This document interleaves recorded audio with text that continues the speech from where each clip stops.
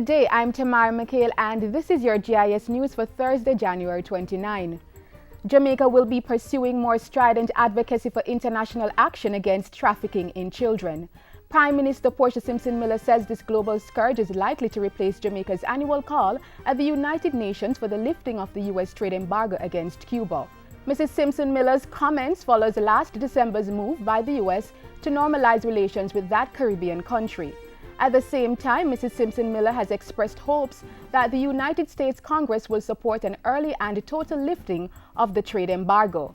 We're of the view that this courageous step will ultimately contribute to peace, stability, and prosperity in the Caribbean region, in the USA, and beyond. The Prime Minister was addressing members of the U.S. Congressional Black Caucus and other members of Congress, as well as IMF and U.S. State Department representatives on Monday in Washington, D.C.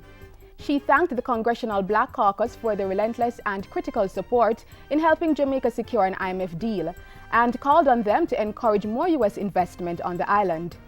Meanwhile, Cuba, through its ambassador, has thanked Jamaica for its unwavering support during decades of the U.S.-imposed economic embargo on the island. A new era in the history of Cuba has been opened, and we will never forget those who joined us throughout so many years of difficulties. The Cuban ambassador to Jamaica was speaking on January 22 at a reception to mark Cuba National Day. He said Jamaica and the rest of the region would benefit from the Cuban government's continued support in the areas of sport, construction, and aid to the disabled community. Cuba will also be financing the Jamaica-based Caribbean Regional School of Art and the Center for the Treatment of Physical Disabilities for Children and Youth to be based in Guyana. In addition, we will increase in undergraduate scholarship as well as postgraduate scholarships for specialization in medicine, inpatient intake from CARICOM State for free medical care, as well as training in disaster risk reduction and response to nature disaster.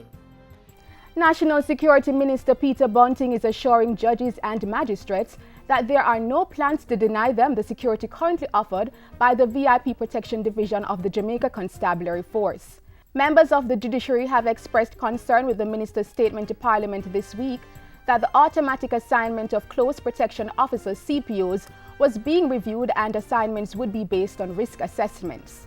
It's one of several measures being pursued to free up more police officers to maintain and improve on last year's double-digit reduction in all major crimes. But in a statement Wednesday, Minister Bunting said he recognized that most, if not all, judges and magistrates must qualify for CPOs on the basis of the inherent risk profile of their jobs. Police Commissioner Dr. Carl Williams also sought to assure judges of the High Command's continued commitment to their safety. I just want to advise not just the judges, but everyone in Jamaica who currently benefits from the services of a close protection officer, that no one will automatically lose their security. We will ensure that whatever we do, as we reassign personnel in the force and as we rationalize our units, that all the areas that are currently being taken care of now, all the areas that have been covered, will continue to receive good and proper coverage. Commissioner Williams was speaking on Wednesday at the Jamaica Employees Federation CEO breakfast. The Jamaican and Japanese governments are working with local farmers to develop the lucrative West Indian Sea Island cotton business in Jamaica. Agriculture Minister Derek Kelly says the development of this industry can generate $1 billion in foreign exchange earnings and 15,000 new jobs. West Indian Sea Island cotton is a crop for which there exists an established export market that is underserved, and herein lies the opportunity for us in Jamaica. To help tap into those opportunities, the Jamaica Agricultural Development Foundation recently got new equipment for crop cultivation. They were bought at a cost of $11 million, with funding from the Japanese government under its Grant Assistance for Grassroots Human Security Project. I am again very much pleased to hand over this equipment. The Jamaica Agricultural Development Foundation is aiming to have 5,000 acres of West Indian Sea Island cotton under production within the next 4 years. And finally, the Agriculture Ministry through the Banana Board will be working with banana farmers to get them certified to export at international standards. The move is part of plans to increase production to meet the export demand and is to include a traceability component. Last Friday, 4,068 kilograms of bananas were shipped to Ashanti Imports in the United Kingdom. General Manager of the Banana Board, Janet Coney, says with countries such as the United States, Canada, and other countries in the region expressing interest in the crop, the market requires new production with greater efficiency.